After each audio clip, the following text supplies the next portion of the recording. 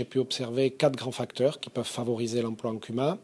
Le premier facteur très important, c'est que quand une CUMA a goûté à l'emploi, elle a beaucoup de mal derrière à s'en passer parce que le salarié est devenu quasiment indispensable. Deuxième facteur favorisant que j'ai vu, c'est que la plupart des salariés sont très très bien dans leur peau. C'est des boulots au grand air, très intéressants, où ils ont une marge de manœuvre, d'autonomie, et du coup, ils adorent vraiment ces travaux-là. Ils travaillent souvent aussi avec de belles machines, donc ça les encourage à rester.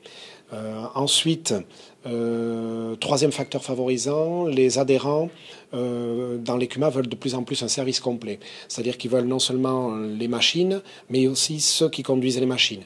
Et donc ça pousse là encore à aller vers l'emploi.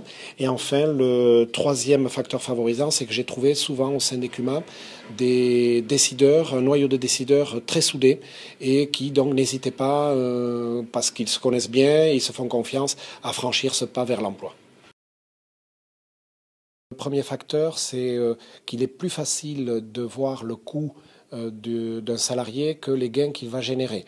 Le coût d'un salarié, c'est son salaire chargé multiplié par 12, alors que les gains qu'il génère en termes d'outils mieux entretenus et de planification des travaux plus fluides est beaucoup plus facile à est beaucoup plus difficile, à mettre en exergue.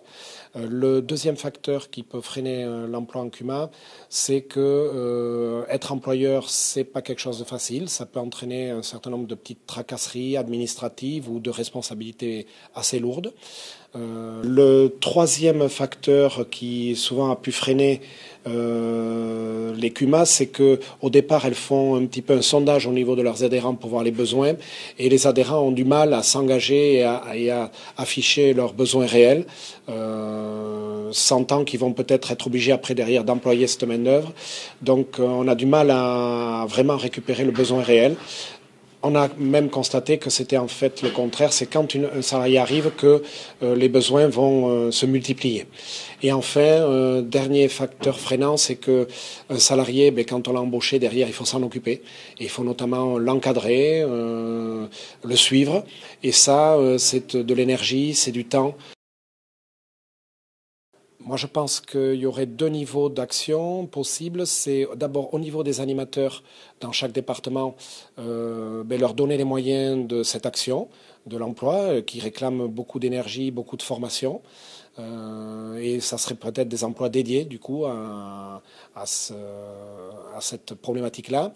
Et puis au niveau des responsables de CUMA, ceux qui vont encadrer les salariés, de leur donner aussi un accompagnement, un soutien en termes de formation par exemple, pour qu'ils puissent apprendre à bien suivre leurs salariés.